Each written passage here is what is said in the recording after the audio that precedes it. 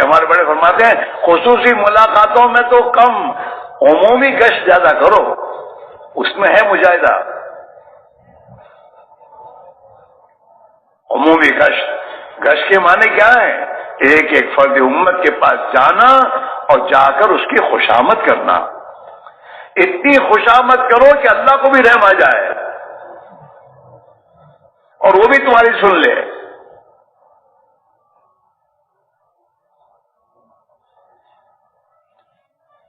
روزانہ کی محنت کو بڑھانے کی ضرورت ہے اور محنت کو پابندی سے کرنے کی ضرورت ہے، روزانہ کی پابندی محنت کی۔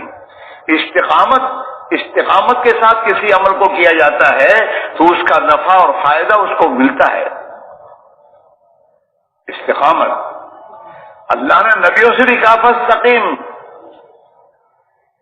جیسا آپ سے کہا جا رہا ہے اسی پر جمے رہیے۔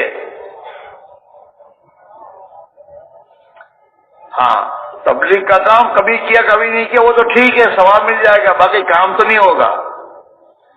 پابندی روزانہ کے 2.5 گھنٹے 8 گھنٹے اللہ جتنی توفیق دیں اس کو مسجد کو دیا جائے اور مسجد کے تقاضوں کو پورا کرنے میں اپنے آپ کو لگایا جائے اور ایک ایک مسلمان کو مسجد والا بنانے کی محنت کی جائے۔ مسلمان بگڑتا ہے فرصت میں، کوئی کام ہی نہیں ہے، اور بیکار آدمی جو ہوتا ہے بیکار آدمی، وہ بیکاری میں میدوسط کی زندگی بگڑتی ہے۔ کام والے کو تو کام فرصت گالی دینے کی۔ ہاں، حضرت معیشت عزت اور رحمۃ کرتے تھے کہ مسلمانوں کے گھروں میں جتنے جھگڑے لڑائیاں اور خرابیاں آ رہی ہیں وہ فرصت کے وقت میں ان کے بیٹھکوں سے آ رہی ہے۔